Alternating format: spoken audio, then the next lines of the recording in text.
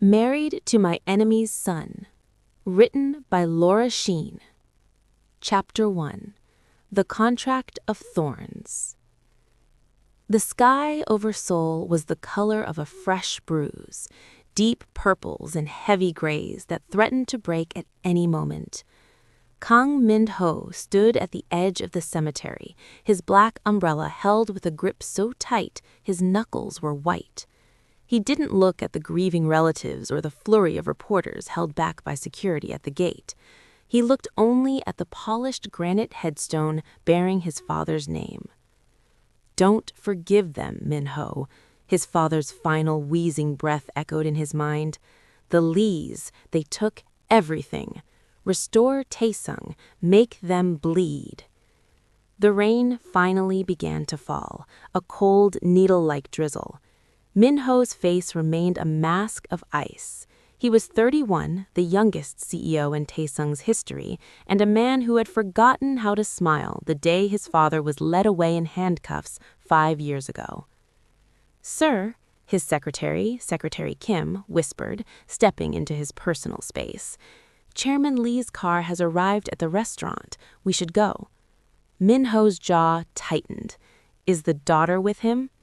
"Yes. Lee Seo-yoon is waiting." "Good," Min-ho said, his voice dropping to a dangerous low register.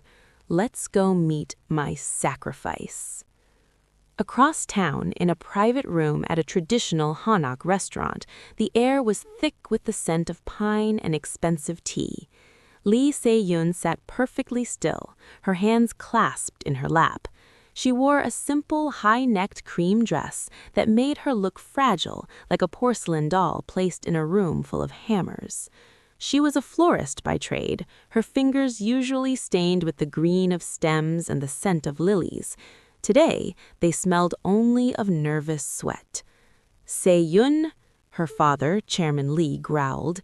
He looked aged, his once mighty shoulders slumped from the weight of the scandal currently tearing through his company.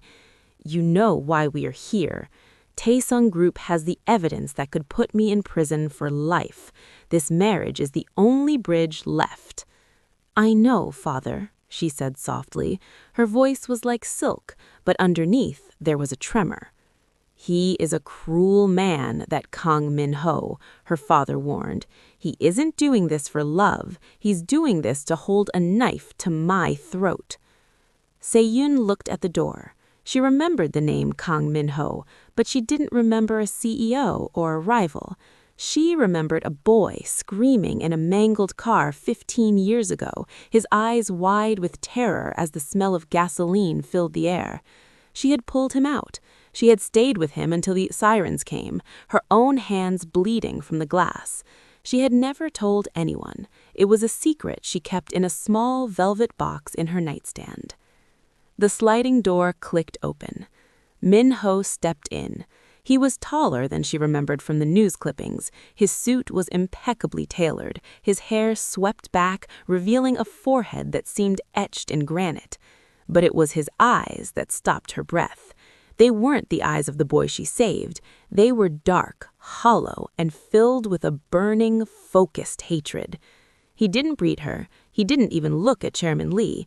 He pulled out a chair, the wood scraping harshly against the floor, and sat. "Let's skip the prelatories," Min-ho said, sliding a thick leather folder across the table. Se-yoon's father reached for it, but Min-ho placed a hand on top of the folder, stopping him. His gaze finally shifted to Se-yoon. It felt like a physical weight. "The marriage will last 2 years, Min-ho stated, his voice devoid of emotion. "In exchange, the files regarding the slush fund disappear. You will move into my house tomorrow. You will attend all public functions. You will act the part of a devoted wife." Se-yoon found her voice. "And in private?" Min-ho leaned forward, his shadow falling over her.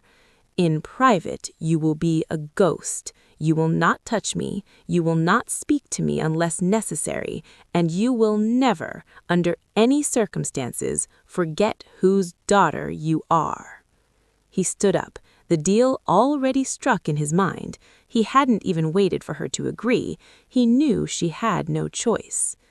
"Wait," Seo-yoon said, standing up. Min-ho paused at the door, his back to her. "Is this really what you want?